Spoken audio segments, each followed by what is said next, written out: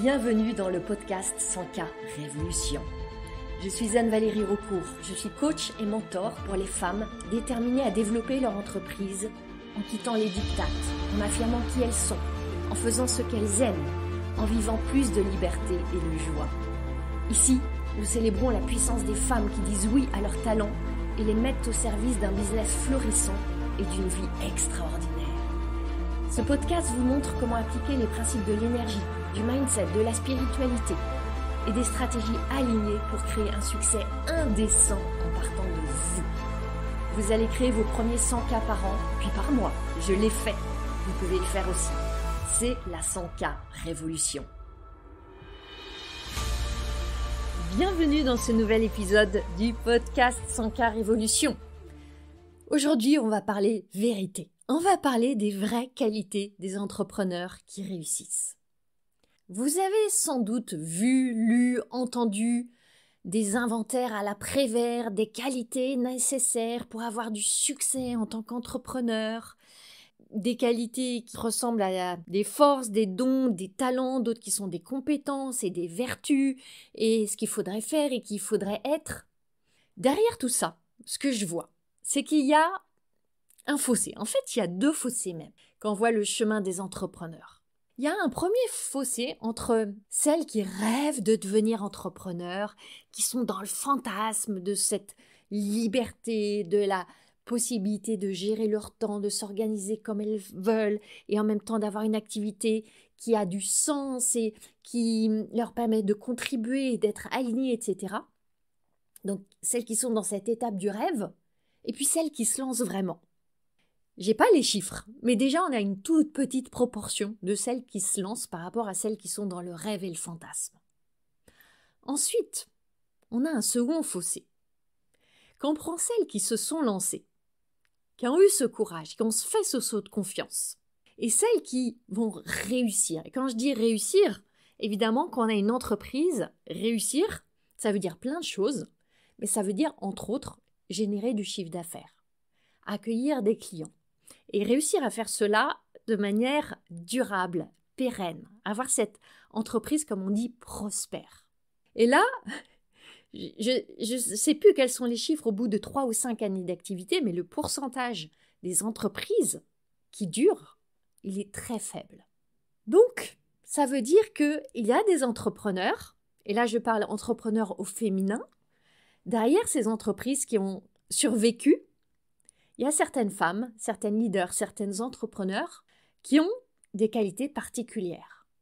Et ici, je n'ai pas envie de vous parler de qualités comme savoir faire des funnels, comme on dit en anglais, donc des tunnels de vente, créer une bonne offre, réussir à vendre, avoir des compétences pour connecter, savoir écrire comme il faut des bons emails, être la reine des réseaux sociaux. Je ne veux pas vous parler de ça. Je ne veux pas non plus vous parler de persévérance, de ténacité, de discipline, d'organisation, de technique. Non.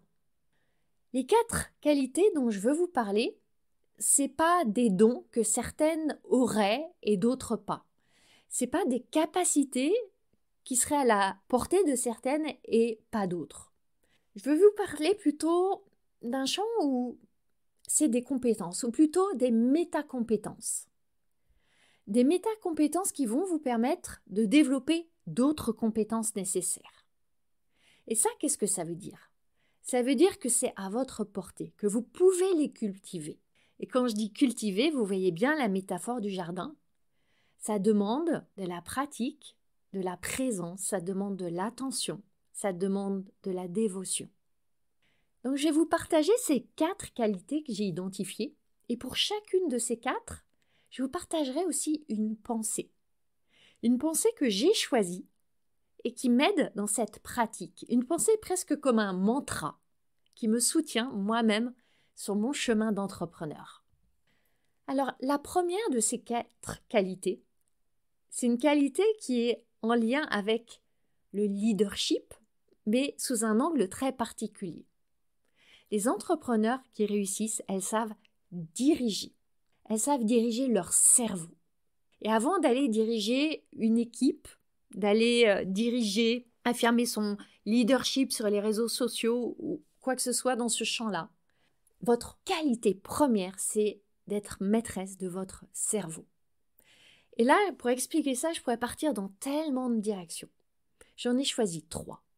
La première, et le premier art d'être leader de votre cerveau, consiste à réaliser que tout ce que vous êtes en train de faire, de créer, de développer, tous ces efforts que vous faites, tout cet engagement que vous posez, vous le faites parce que oui, vous voulez contribuer, oui, il y a un sens, oui, vous voulez avoir des clients, oui, vous voulez avoir de l'argent, mais pourquoi vous voulez tout ça? Parce que vous croyez que vous allez ressentir des choses grâce à tout ça. Vous croyez que vous allez vous sentir plus épanoui, plus accompli, plus en sécurité, plus libre, plus heureuse. Bien sûr, peut-être que c'est vrai et peut-être qu'il y a une partie qui n'est pas vraie. Et diriger votre cerveau, pour moi, c'est déjà réaliser que rien dans le futur ne va vous donner les sentiments que vous voulez ressentir.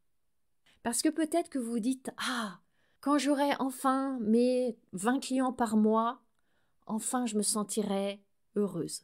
Quand j'aurai enfin dépassé les 20 000 € de chiffre d'affaires par mois, je me sentirai enfin en sécurité. Quand enfin je pourrai m'offrir une semaine off par mois, enfin je me sentirai libre. Et tout sera tellement plus facile et ma vie sera enfin rose et géniale. » Non. C'est une illusion. Pourquoi? Parce que vous allez emmener avec vous vos bagages. Parce que tout ce que vous portez, les amertumes, les rancœurs, les peurs, les doutes, les fardeaux de honte, les pardons non faits, ça restera dans vos bagages, dans votre besace. Ça me rappelle ce conte qui parle d'un voyageur qui arrive à l'entrée d'une ville. Il rencontre un gardien. Et avant d'entrer dans la ville, il demande au gardien « Dis-moi, gardien, comment sont les habitants de cette ville ?» Et le gardien lui dit « Oh là là, ici, les habitants, ils sont méchants, ils sont hostiles, ils sont haineux, ils sont agressifs, ils ont tellement de colère. Vraiment, c'est une ville terrible. » Alors le voyageur, rebuté, s'en va. Il fait demi-tour, il reprend sa route, et puis, après 2 jours de marche, il arrive dans une autre ville. Et à l'entrée de la ville, il rencontre un gardien. Et il demande au gardien « Gardien, dis-moi, dans cette ville, comment sont les habitants ?» Et le gardien lui dit « Oh, ici, les habitants, ils sont joyeux, ils sont accueillants, ils sont chaleureux, ils sont ouverts, ils sont généreux. » Et le voyageur, un peu perplexe, est en train de réaliser que en fait, ce gardien auquel il parle, c'est le même gardien que 2 jours avant. Et cette ville, en fait, il a tourné sur lui-même, il a marché pendant 2 jours et c'est la même ville. Alors il demande au gardien « Mais, gardien, es-tu fou? C'est bien toi que j'ai vu il y a 2 jours et tu m'as dit exactement l'opposé sur les habitants de cette ville. Qu'est-ce qui s'est passé entre-temps? On a changé les habitants de la ville. » Et le gardien lui dit « Mais non, en fait, c'est la même ville, c'est les mêmes habitants. Mais selon la manière dont toi tu vas entrer dans cette ville, tu ne rencontreras pas les mêmes personnes. Ils pourront être méchants, agressifs, haineux, ou ils pourront être heureux, généreux, accueillants, selon ce que toi tu porteras dans ton cœur. Et c'est la même chose avec nous, sur notre chemin d'entrepreneur. En fait, cette ville où on veut aller, cette ville où il y aura les clients, l'argent, le succès, la gloire et la beauté, eh bien, elle ne nous donnera ce qu'on veut avoir, la sécurité, la liberté, le bonheur, que si on porte déjà ça en nous, que si on a pris soin de ce qu'on apporte avec nous dans nos bagages. Ça, c'est un grand apprentissage. Réaliser que ce futur, on le créera de la même manière qu'on est en train de créer chaque instant de chaque journée par ce qu'on choisit de penser et ce qu'on choisit de ressentir. Donc, c'est la première chose que je voulais vous dire par rapport à diriger votre cerveau. Parce que il veut vous faire croire que ce sera mieux après. Mais la réalité, c'est que c'est mieux maintenant. Et que ça pourrait être aussi mieux après, mais des mieux équivalents, ou c'est vous qui déciderez. La deuxième chose que je veux vous dire par rapport à cette idée de diriger votre cerveau, c'est d'être suspicieuse. Soyez suspicieuse par rapport à ce que votre cerveau vous raconte, par rapport à toutes les histoires qui vous bavassent là, qui vous serrent sur un plateau d'argent comme étant des vérités. Vous le savez, le cerveau a plein de biais. C'est ce qu'on appelle les biais cognitifs, les biais de perception. Il y en a plein qui sont identifiés, qui sont étudiés, qui sont étayés par des dizaines, des centaines d'études scientifiques. Et en plus de tout ça, il a un énorme défaut. C'est qu'il déteste avoir tort, ou il déteste être pris en faute. Donc, quand vous commencez à croire quelque chose, il va tout faire pour vous donner raison. Et comme ce qu'il veut que vous croyiez, c'est toujours ce qui va aller dans le sens de votre protection, de votre sécurité, de ne pas prendre de risques, de ne pas aller vers les dangers, eh bien, il va toujours vous servir des pensées, des histoires, des circonstances, des événements qui vont dans ce sens-là. Il va consolider les croyances qui, souvent, ne vous servent pas. Il va faire en sorte de les consolider, de les renforcer, de bien les ancrer. Et vous savez bien qu'il va toujours vous donner des bonnes raisons pour ne pas avancer, pour ne pas prendre de risques, pour ne pas élargir votre zone de confort, pour ne pas risquer d'être confronté à vos peurs viscérales, d'être rejeté, d'être mal aimé, d'être jugé. Et il aura toujours des bonnes raisons à vous servir. N'attendez pas que cette pile de bonnes raisons, elle soit classée, elle soit diminuée. C'est une pile qui se réempile sans cesse parce que votre cerveau fait très bien son boulot. De la même manière, si vous attendez d'avoir enfin confiance pour vous lancer, d'avoir assez travaillé sur vos croyances, d'être suffisamment prête, ça n'arrivera pas. Prenez des décisions et ne croyez pas toutes les histoires de votre cerveau. Une troisième chose par rapport à cette même thématique de diriger votre cerveau. Soyez vigilante à faire face aux fantaisies de la peur. Alors la peur, oui, c'est une émotion. Et pourtant, je la mets ici dans le champ du cerveau et des pensées et des croyances. Je la mets dans la rubrique « Diriger votre cerveau » parce que la peur, elle vient à 99% du temps de vos pensées, de votre cerveau qui produit des pensées, qui crée de la peur pour vous protéger parce qu'il y a l'illusion d'un danger. Et c'est important ici de bien distinguer le danger, la perception du danger et la peur. Très souvent, il y a confusion entre ces trois éléments-là. Votre cerveau, il va très souvent être dans la perception du danger pour tout ce qui est lié à votre visibilité, votre communication, les relations, tout ce qui touche à votre expansion. Il va être dans la perception du danger, ce qui va enclencher les signaux de la peur. Est-ce qu'il y a un vrai danger ? Un danger pour votre corps, pour votre intégrité, pour votre santé physique ? Posez-vous la question. Dans tout ce champ de diriger votre cerveau, être leader de cet intérieur, moi, il y a une pensée qui m'aide et que je vous partage, qui est celle-ci, que j'aime me rappeler quand souvent je perds le leadership, quand je vois que ça dérape. Cette pensée, c'est « mon cerveau est mon serviteur ».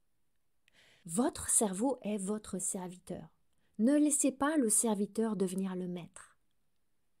Vous êtes souveraine, c'est votre royaume et le cerveau est votre serviteur à votre service. Maintenant, je vais vous offrir la deuxième qualité des entrepreneurs qui réussissent. Elles savent ressentir. Ressentir avec leur cœur, avec leur corps. Je crois que le plus grand des défis qu'on rencontre en tant qu'entrepreneur, il est dans le champ des émotions. Si vous regardez la pyramide de Maslow, si vous connaissez la pyramide de Maslow, c'est la pyramide des besoins.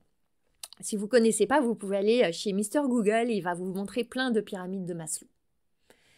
Et elle nous montre, après il y a eu plein d'autres classifications des besoins, des émotions, etc. Mais de manière basique, ça va vous éclairer. La pyramide de Maslow, elle nous montre que sous la forme d'une pyramide, il y a des besoins primaires, qui sont d'abord les besoins physiologiques, ensuite les besoins de sécurité et de protection, ensuite le besoin d'appartenance, et puis quand on monte dans la pyramide, on va vers les besoins d'estime puis d'accomplissement.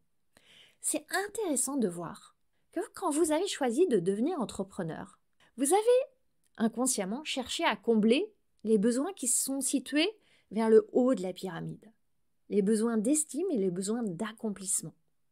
Et ce que vous ne saviez pas en vous engageant sur ce chemin, c'est qu'en faisant ce choix d'aller combler ces besoins d'estime et d'accomplissement, vous preniez le risque de vous sentir plus en fragilité sur les besoins qui sont en dessous, de les sentir comme ébranlés. Parce qu'il y a des entrepreneurs dont les besoins quasi physiologiques de dormir, de manger sont ébranlés. De dormir parce qu'elles sont tellement angoissées par le développement de leur entreprise qu'elles ne dorment plus. De manger parce qu'elles se sont mises, pour certaines, en vraies difficultés financières. C'est très souvent les besoins de sécurité qui sont mis à mal. Parce que les revenus viennent par oscillation, parce qu'on n'a jamais de certitude de ce que sera le mois d'après. La récurrence des revenus, c'est rare de l'avoir réellement, parce qu'on se sent en insécurité dans cette incapacité à contrôler si les clients vont venir ou pas, s'ils vont dire oui ou non. Le besoin d'appartenance aussi est très menacé, parce que vous vous exposez sur les réseaux sociaux, vous risquez d'être rejeté, d'être critiqué, d'être agressé, de ne plus appartenir à la tribu, d'être rejeté même par votre famille qui va vous juger. Vous voyez tout ce à quoi ça touche. Et évidemment que ça engage énormément d'émotions. Et je vous partage ça pour que vous compreniez en quoi c'est vos besoins en fait qui sont activés et pourquoi ça déclenche souvent des tempêtes émotionnelles. Maintenant, je vous invite aussi à distinguer quand votre système nerveux est vraiment en panique, sursollicité et a véritablement besoin de répit, de repos, de retrait, de sortir des réseaux sociaux, de faire une pause. Et c'est parfois le cas et ça m'arrive aussi. Et quand, parfois aussi, vous êtes en train de jouer un jeu de dramatisation. Ça m'arrive de jouer ma drama queen. Je vois certaines de mes clientes dans son cas évolution ou en coaching individuel qui font aussi leur drama queen parfois. La drama queen, c'est celle qui va amplifier, qui va avoir reçu un commentaire désobligeant sous un post et qui va en faire toute une histoire et qui va le relier au fait que peut-être un jour dans la cour de l'école, quand elle avait 5 ans, il y avait une petite fille qui lui avait volé sa corde à sauter, qui l'avait fait éclater devant elle et ça avait causé un drame et que maintenant, quand elle reçoit un commentaire sur les réseaux sociaux, ça lui rappelle ce drame de l'élastique dans la cour de récré. Bon, vous voyez, c'est ça, faire la drama queen, c'est broder toute une histoire autour d'une petite chose. Votre corps sait. Votre corps sait la vérité de ce qui se joue en vous. Et si vraiment vous avez besoin de vous reposer, et ça arrive, et ça m'arrive. Ou si parfois, vous êtes juste dans une stratégie peut-être de fuite, et c'est intéressant à aller voir parce que, rappelez-vous, vous dirigez votre cerveau. Et dans toutes ces peurs, il y a la fameuse peur de l'échec, qui est un drame sur le chemin de tellement d'entrepreneurs que je vois se retenir, s'empêcher d'y aller, tomber et pas se relever, ou même ne pas y aller du tout, parce qu'elles ont peur d'échouer. Elles n'ont pas peur d'échouer, elles ont peur des sentiments qui viendront avec l'échec, parce que ça sera la honte, parce que ça sera l'humiliation, parce que ça sera la déprime et l'abattement. Seulement, et j'en parle régulièrement dans ce podcast, l'échec est inévitable. Et le seul véritable échec, c'est l'échec échappatoire. Quand vous prenez la tangente, quand vous vous enfuyez, quand vous dites non à cet appel, à cette mission, parce que vous ne voulez pas tomber et vous relever, parce que vous ne voulez pas voir le regard des autres, imaginer ce qu'ils vont penser, vous sentir moins bien que l'autre qui a réussi plus vite que vous. Et c'est drôle de voir, enfin c'est drôle, c'est pas drôle, c'est étonnant, c'est fascinant, de voir aussi que parfois certaines entrepreneurs, et j'en vois parmi celles que j'accompagne, elles ont peur par anticipation de leurs propres excès. Je vous explique. Je parlais récemment à une cliente en coaching individuel. Elle a été une workaholic, comme on dit, addicte au travail. Elle était manager dans une grande entreprise Là, elle est devenue entrepreneur, elle est coach et elle a une peur bleue de retomber dans ses excès, de à nouveau travailler trop et se perdre dans le cercle du travail. C'est ce que je vois aussi chez des clientes qui ont traversé le burn-out et qui deviennent entrepreneurs, et il y en a un certain nombre parmi mes clientes, et elles sont terrorisées à l'idée de retomber dans ce cycle-là, de à nouveau vouloir tout tellement bien faire et maîtriser et donner le meilleur et faire plaisir. Il y a toutes ces injonctions derrière que par peur de glisser sur la pente de leurs anciens penchants, elles se retiennent, elles se lâchent pas trop, elles y vont tout doucement, elles mettent juste un petit doigt de pied, un orteil ça s'appelle, dans le petit bassin, dans le pédiluve, pour pas risquer d'être happé. Et là, il s'agit de se faire confiance. Et c'est là aussi, évidemment, la vertu du coaching et d'être accompagné pour aller voir tout ce qui se trame derrière. Et sur notre chemin d'entrepreneur, il y en a des tempêtes. Parfois, il y a même des tornades et des tsunamis. Parce qu'il y a aussi la vie et notre vie personnelle et il y a tout qui danse en même temps. Et je vais très rapidement vous partager un processus que j'appelle les 5 A, comme la lettre A, pour vous aider à traverser les tempêtes du chemin. Le premier A, c'est accueillir. Accueillir ses émotions. Accueillir et ressentir la honte et la colère et la frustration et l'impuissance et l'épuisement et tout et tout. Et je pourrais nommer des dizaines d'émotions. Accueillir et ressentir. Et quand j'accompagne mes clientes, je normalise ça parce que j'ai tellement de compassion, parce que je sais ce que c'est. Et ça, c'est mon deuxième A. Après accueillir, c'est l'autocompassion. C'est voir à quel point c'est la vérité de notre humanité partagée de ressentir ça. Et qu'en choisissant d'être entrepreneur, on a choisi aussi de s'engager dans un chemin tempétueux et qui est beau, plein de raisons. Le troisième A, c'est apprendre. Apprendre ce qu'on traverse, de ces épreuves, de ces difficultés, de ces défis, de ces chutes. Prendre les leçons. Grandir à travers ça. Voir qu'il y a toujours un message, qu'il y a toujours un cadeau caché. Parfois, on le voit des semaines ou des mois ou des années après. Mais vous le savez. Le quatrième A, c'est apprécier. Être dans la gratitude. Pour ces cadeaux, pour ces leçons. Pour le fait qu'on est vivante, on est vibrante, on est en capacité de vivre ça. Et est-ce que c'est pas extraordinaire d'être une entrepreneur qui contribue au monde, qui crée sa vie, qui laisse une trace, qui inspire les autres femmes? Et le cinquième A, c'est agir. Vos résultats, ils se créent dans l'action. Les transformations se passent dans l'action. Votre évolution se passe dans l'action. Et parfois, agir, c'est aussi le non-agir. Je crois que le non-agir, c'est une forme d'action quand c'est conscient, que c'est décidé. Je pourrais dédier un épisode entier de podcast à ces 5 A, et s'il y en a parmi vous que ça intéresse, dites-le moi, écrivez-moi un mail, envoyez-moi un message privé, et je me dédierai à vous créer un épisode spécifique. Sur cette deuxième qualité, la pensée qui m'aide et que je veux vous offrir, c'est celle-ci. Tout ce qui arrive n'est pas contre moi, c'est pour moi. Ouais, tout ce qui arrive n'est pas contre vous, c'est pour vous. Est-ce que cette pensée-là, elle va vous aider? Maintenant, je vais vous partager la troisième qualité des entrepreneurs qui réussissent. Elles sont créatives. Et la bonne nouvelle, c'est que la créativité, vous l'avez toute. Et fondamentalement, dans votre essence de femme, il y a ce pouvoir créateur. Il s'agit là de mettre votre créativité au service de plein de choses, plein de facettes de votre voie entrepreneuriale. Bien sûr, créer des offres et communiquer et inventer votre message et proposer des visuels et plein de choses. Et aussi résoudre des problèmes. Parce que c'est fondamentalement ça, être entrepreneur. Et j'aime me le rappeler de temps en temps et j'ai envie de vous le rappeler, que être entrepreneur, c'est choisir de résoudre des problèmes. Alors idéalement, vous avez choisi d'être là pour aider les autres à résoudre leurs problèmes. Ça, c'est l'expression de vos talents au service de votre mission.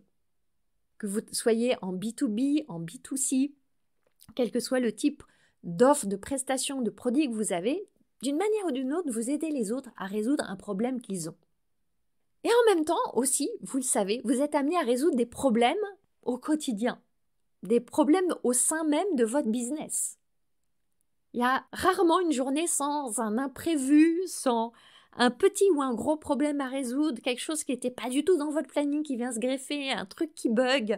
Et vous le savez, je ne vais pas faire la liste, vous la connaissez, la vôtre. Et c'est là qu'est requis le vrai travail. C'est là que vous êtes appelé à déployer votre créativité. Et cette qualité-là, vous l'avez. Parfois, on l'oublie. Et j'ai envie aussi que vous alliez mobiliser votre créativité pour effacer une séparation. J'observe très souvent une séparation que font les entrepreneurs entre deux champs de leur business.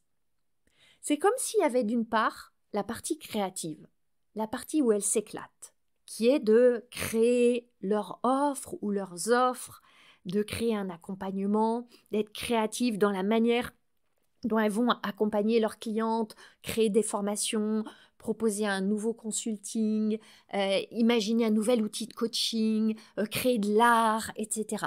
Ça, c'est la partie créative où elles s'éclatent. Et à côté de la partie créative, il y a la partie rébarbative. Et dans la partie rébarbative, très souvent, il y a le marketing et la vente. Et il y a ces deux parties-là qui sont très séparées. Et du coup, dès que vient le moment de faire du marketing et de la vente, elles sont plombées, elles sont découragées, elles sont dégoûtées, elles n'ont pas envie. Et elles en viennent à ne plus aimer fondamentalement leur identité d'entrepreneur. Et là, je vais vous poser une question. Et si le marketing, c'était créatif? Et si la vente, c'était créatif? Et si, en fait, tout ce processus entrepreneurial, c'était un chemin créatif? Si tout était créativité, si vous pouviez décider qu'être dans le marketing, c'était une œuvre, un art, si vous décidiez que faire de la vente, c'était une œuvre créative, un art, comment ce serait? À quoi ça ressemblerait pour vous? Comment vous pourriez insuffler votre créativité aussi dans ces champs-là, pour que tout ne soit qu'un momentum créatif? Et c'est là que je vais vous offrir une pensée qui m'aide, qui est celle-ci. Je suis curieuse de découvrir comment ce qui est dur aujourd'hui deviendra facile demain. Parce que oui, il y a des choses qui me paraissent dures. Parfois, quand je veux essayer une nouvelle stratégie, quand j'ai essayé quelque chose et que ça n'a pas marché, quand les résultats que je voulais ne sont pas encore là, même si j'ai l'impression d'avoir déployé beaucoup d'efforts. Je suis curieuse de découvrir comment ce qui est dur aujourd'hui deviendra facile demain. Parce que c'est une vérité. Ce qui a été dur dans le passé a le potentiel de devenir facile si vous décidez que ça le sera. La quatrième qualité que je veux vous offrir, et je crois que vous n'allez pas trop aimer ce mot, c'est le focus. En général, les femmes que j'accompagne sont des femmes multipassionnées, multipotentielles, créatives, qui ont plein d'idées, qui veulent aider, qui veulent faire plein de choses à la fois. Et en même temps, elles savent, et je le sais parce que je suis de celles-ci, que le focus est une vertu qui vient à notre service. Et je veux ici inviter le focus dans deux champs. Le focus, il est utile d'abord comme outil de canalisation de votre énergie vers votre objectif. Je vais utiliser là une métaphore. Imaginez que vous êtes au bord d'une rivière. Vous voulez aller sur l'autre berge de la rivière. Et vous avez à côté de vous un tas de pierres. Et c'est la quantité de pierres nécessaire pour construire le pont qui va vous permettre d'aller de la berge où vous êtes à la berge en face. Il y a exactement le bon nombre de pierres. Et vous commencez à construire ce pont pour aller en face. Et puis à un moment, vous commencez à être fatigué, las, c'est long. Et puis vous dites que, oh là là, la berge juste en face, ça n'a pas l'air aussi séduisant que ça. Et puis il y a un passant qui passe là sur votre berge et qui vous dit, non mais va un petit peu plus loin là. Ça va être beaucoup plus facile, tu vas atteindre beaucoup plus facilement et puis l'autre côté de la berge, c'est beaucoup plus beau. Et vous allez vous déplacer parce que vous allez croire que c'est plus facile et que ça va être plus beau, plus simple. Et vous allez commencer à vous emmener vos pierres, vous allez commencer à construire un deuxième pont. Et puis, au bout de quelques jours, c'est dur, c'est laborieux. Vous n'êtes pas encore au bout. Vous ramez. Il y a des pierres qui tombent à l'eau, il faut aller les rechercher. Ça ne se passe pas comme vous voudriez, c'est plus long que prévu. Il y a un passant qui passe, qui dit « Mais qu'est-ce que vous êtes en train de faire là avec ce pont, à cet endroit? Vous feriez mieux d'aller un petit peu plus loin. Vous allez voir, ça va être beaucoup plus facile, et puis le temps est meilleur, et puis ça va être beaucoup plus beau là où vous allez arriver. » Et vous voilà, prenant vos pierres, allant un petit peu plus loin et commençant un troisième pont. Sauf que, avec les pierres qui vous restent, vous faites à nouveau un morceau de pont. Et vous n'irez pas au bout. Vous n'irez pas sur la berge. Vous aurez fait 3 morceaux de pont qui vous auront mené un petit peu au-dessus de la rivière, mais vous ne serez pas arrivé sur l'autre berge qui est votre objectif. Les pierres, c'est votre énergie, c'est votre attention, c'est votre temps, c'est vos ressources. Elles sont limitées. Il n'y a que l'argent qui n'est pas limité dans un certain domaine, mais ça serait aussi l'objet d'un autre podcast. Vous avez des pierres limitées. Donc, allouez vos pierres à construire votre pont. Et vous allez atteindre votre berge. C'est inévitable. Le focus, c'est aussi un levier d'efficience dans vos journées. Et pas seulement d'efficience. J'ai envie d'ajouter de tranquillité d'esprit, de sérénité. Je peux vous dire que parfois, quand j'aborde un nouveau projet, je me sens débordée, dépassée, avec le sentiment d'avoir une montagne face à moi. Et ce qui m'aide, c'est de me dire, il y a juste cette petite chose à faire. Et puis ensuite cette autre. Et puis après cette autre. Décomposer le projet. Le prendre petit bout par petit bout, miette par miette. Et pas vouloir tout faire à la fois. Je me sens alors submergée. Et dans ce champ, le fameux multitasking, le travail multitâche, il fait des ravages. Il y a plein d'études qui montrent qu'on perd en efficacité, on perd en pertinence, on fait aussi beaucoup plus d'erreurs quand on fait plein de choses à la fois. Et si vous voulez vivre l'expérience du flow, cette expérience optimale, comme on dit en psychologie positive, où on se sent bien, où on est performante, où le temps suspend son vol, où tout semble facile, fluide, léger, cette expérience du flow, elle se manifeste quand on est sur une tâche à la fois. On ne peut pas la ressentir, les études scientifiques le montrent, quand on est sur plusieurs tâches à la fois. Donc, est-ce que vous pouvez vous contenter de faire ceci, vous contenter dans le sens juste faire ceci, et en même temps en être contente, en ressentir du contentement? Alors pourquoi est-ce que le focus s'est perçu comme difficile? Parce qu'il y a un shoot de dopamine à chaque fois qu'on fait quelque chose de nouveau. C'est le fameux syndrome de l'objet brillant.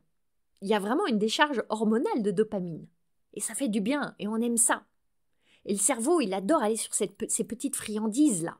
Il adore grappiller les gourmands. Et parce que aussi, ça va requérir une chose, le focus. Une chose qui souvent va vous mettre dans tous vos états. C'est de choisir. Et à chaque fois que mes clients disent « Ah non, mais choisir, c'est renoncer », je les attrape. Choisir, c'est élire. Choisir ou décider, c'est 2 verbes qui reviennent très souvent dans mes coachings avec mes clientes de 100K Révolution. Et j'aime les aider à choisir et à ressentir la libération énergétique qu'il y a dans ce verbe-là, quand la décision est faite. Et ensuite vient le moment d'aimer cette décision et de faire en sorte qu'elle devienne la meilleure décision. Et c'est ce qu'on fait ensemble. Alors vous voyez ces 4 qualités. Ces 4 qualités qui sont diriger votre cerveau, ressentir avec le cœur et le corps, déployer votre créativité, choisir le focus. Ces 4 qualités, elles ne sont pas que glorieuses et joyeuses dans l'immédiat. Néanmoins, je vous assure, et vous le savez, c'est glorieux et joyeux à moyen terme. Quand vous pensez à la version future de vous, celle que vous êtes en train d'honorer maintenant, celle dont vous facilitez les réalisations futures. Et vous savez quoi? Ce qui est génial, c'est que quand vous êtes consciente que là, maintenant, dans cette tâche, ce rôle, cette mission, ce choix, quand vous êtes consciente que vous êtes en train de l'honorer, cette version future de vous, eh bien, ça devient glorieux et joyeux maintenant. Vous voyez la pirouette. Et maintenant, si vous voulez cultiver ces 4 qualités, parce que c'est une pratique, c'est un entraînement, ça nécessite du soutien. Parfois un petit coup de pied aux fesses, parfois une tape chaleureuse sur l'épaule, parfois un gros câlin.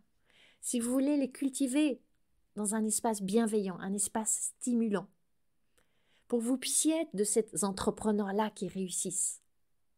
Parce qu'en chemin, elles font évoluer leur identité, elles font ce vrai travail. Elles greffent les stratégies dessus, bien sûr, mais sur le vrai travail. Si vous voulez le faire, rejoignez 100K Révolution. Vous pouvez embarquer à tout moment dans l'accompagnement. Et il y a là des entrepreneurs débutantes qui ont la fierté de créer leur tout premier client. Et des entrepreneurs beaucoup plus avancés en termes de maturité sur le chemin, qui viennent pour se réaligner, pour retrouver un nouveau souffle, qui ont la joie d'avoir une nouvelle offre qui leur ressemble, qui les fait vibrer, de travailler avec leurs clients de cœur. Donc vous êtes les bienvenus. Cette communauté, elle est absolument exceptionnelle et me met en joie chaque jour. Si vous ressentez l'appel, vous y avez votre place. Assurément, les portes sont ouvertes. Le lien vers toute la présentation de 100K Révolution est dans les notes du podcast, sur mon site web, sur mes réseaux sociaux et bien sûr, vous pouvez me le demander en message privé. Je serai ravie aussi de répondre à vos questions. Je vous souhaite une magnifique suite de journée et je vous dis à très bientôt. Vous avez aimé ce podcast? Vous pouvez aider d'autres entrepreneurs à le découvrir. C'est très simple. Vous laissez une note et un commentaire sur votre plateforme d'écoute préférée. Vous pouvez aussi partager le visuel ou une capture écran en me taguant sur vos réseaux sociaux. Un immense merci.